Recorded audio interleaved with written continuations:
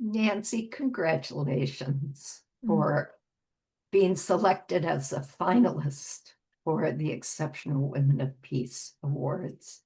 Mm. We'd like to start by just having you share your name, where it is you live, and where it is you work. Okay, my name is Nancy Merritt. I live in the San Francisco, Oakland Bay Area in the great state of California, and that's where I do my work. I was also raised in Colorado, so I have that kind of influence going on too. Beautiful. And I wanted to add also, so this is Ohlone land, and I wanted to give acknowledgement to that. thank you. And how do you define where you do your work? Um, I define it as where I am, wherever I am. That's where I do my work. I think that's what we all do. Just our being, whatever our being is, we put it out there in the world and do our work that way. Perfect. So tell us a little more about your work and what difference it makes. And if you have a story to share with us, that would be wonderful. Hmm. Um, well, I think, like I said, your life is your work. So think my work started really when I was young and realizing having some awareness about my world. And I grew up um, in the midst of the civil rights movement and was impacted in my youth by that. And I lived in a neighborhood where there was white flight and people leaving, and our family did not leave. So I had the privilege of that experience. And as I was growing up, also, I lived in Colorado, and they had their centennial of the statehood, and for some, well, because because of who this country is, they didn't mention Native Americans, and I thought that was really strange, and so. think I started my quest to learn more about the civil rights movement, to learn more about surely there are Native Americans around, and peace, how this all tied in with peace. So I think that was the beginning of my journey. I could say, I think a story is that when I was looking to learn more about Native American people, I studied, I was studying and trying to find those connections, and eventually came to California and got tied in with the American Indian movement and went on the longest walk across Arizona and New Mexico. And this was during the time when this nation was trying to abrogate the treaties. And I learned so much from participating with the different tribes in this. And just I don't know. I think the main part was the big melting pot in New Mexico, and seeing how the Caucasians and the Hispanics and the tribes and the clans, how all of those kind of interconnected or sometimes didn't interconnect so well. Um, and then I came as part of being in California every year. There's a ceremony at Thanksgiving time on Alcatraz Island. So I've been able to go to that and seeing how vibrant the Native American community is. Not only the California tribes, but I think there are almost close to 100 other tribes that live in this area. And one year, Chief Arvil Looking Horse was one of the speakers who addressed the gathering.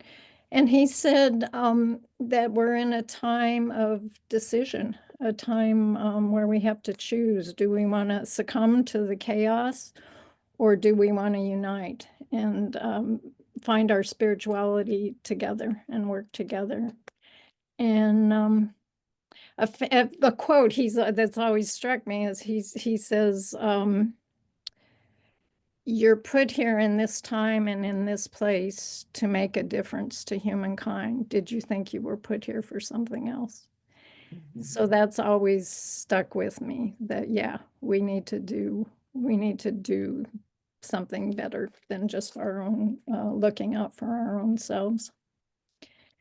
So I think that sort of has led, my main focus for since 2004 has been with the Department of Peace building and campaign for Department of Peace, and to create a cabinet level in our government that will focus on prioritizing peace. And it has a lot of ramifications. I've learned so much over the years. So it has an international and national level. So the international level is we're part of the Global Alliance for Ministries of Peace. Nationally, we've worked with Congress over the years, and we've met with probably, I don't know, a few hundred congressional offices. And that's been really impactful because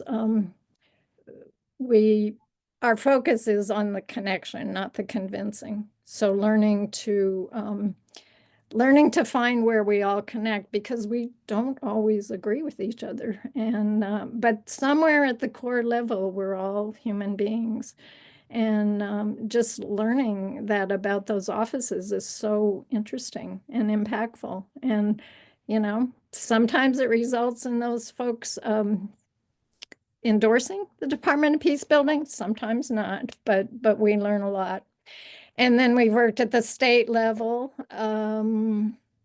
We've worked, for example, in New Mexico. They've been working to create an Office of Peace in that state for years and years.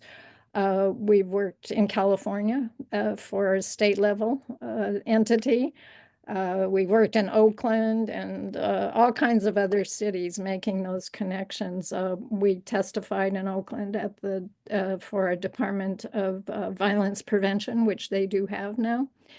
And just connecting with others. One of my most joyful is connecting with the young people in San Diego, because they have a really vibrant community, and they always celebrate International Day of Peace by bringing together so many in the community. And we've participated with them in hundreds of letters to members of Congress. So really begging the adults to please do something to make our world a better place. So those are kind of the main levels. We do a lot. We connect with a lot of organizations. We're so proud to be in connection with Pathways to Peace and World Beyond War and so many others. So really appreciate that. Thank you. Thank you. So how do you define peace, Nancy? And you talked a little bit about kind of the source of your dedication to peace, but I wonder if you could expand on that as well in terms of kind of what keeps you keeping on. But first, how do you define peace? So I define it really simply. First, because I can remember, but and I don't like all the technical terms and jargon, but there's a Hopi adage that together with all nations, we protect both life and land and hold the earth in balance.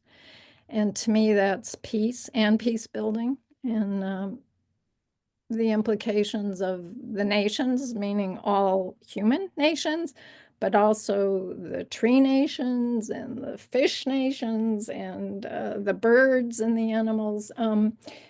So always reminding us that we're connected.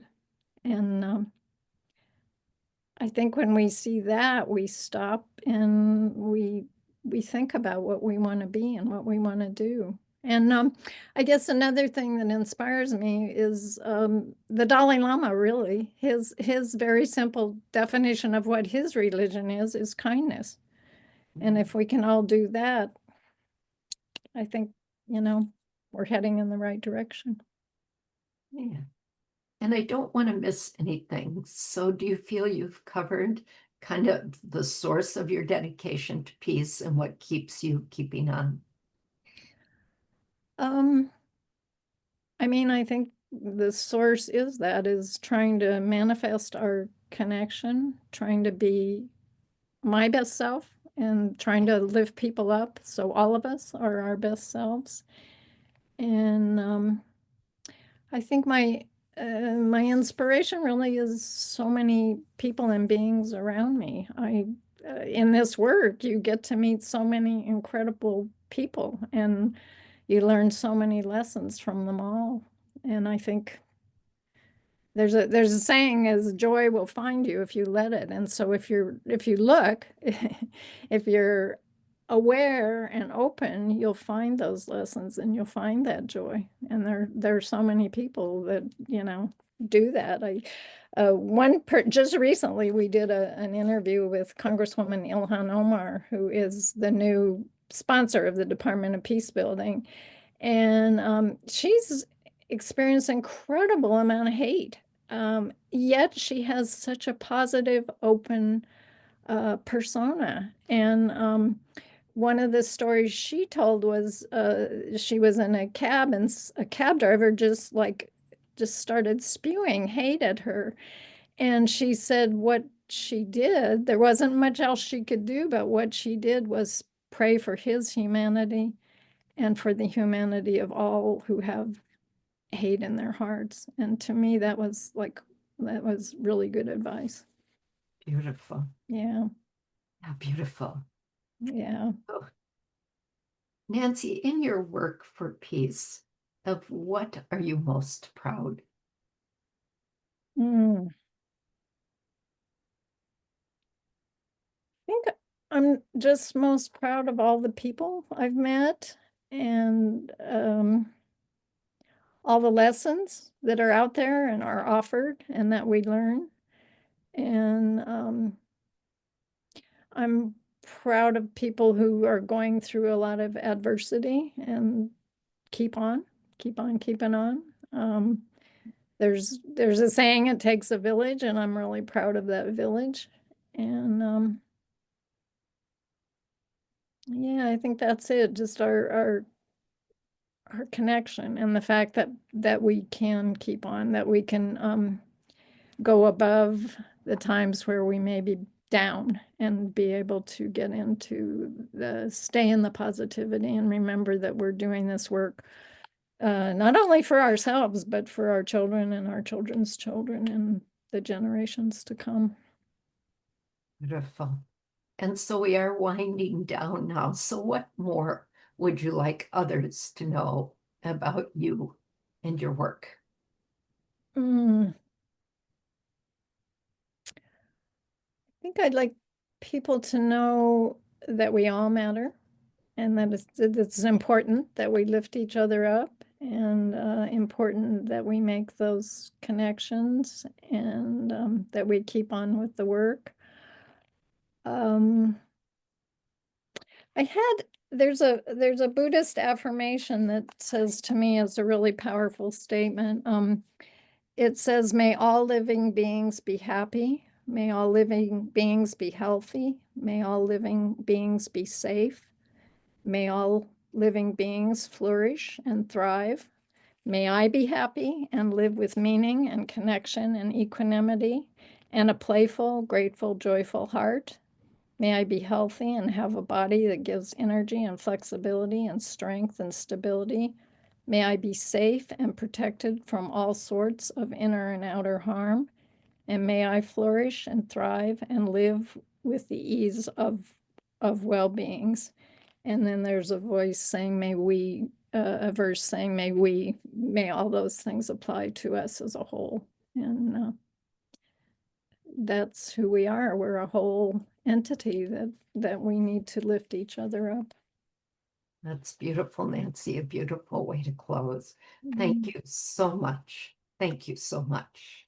Thank you, Tez. I want to thank you and your work and your organization for so much that you do. Mm, thank you.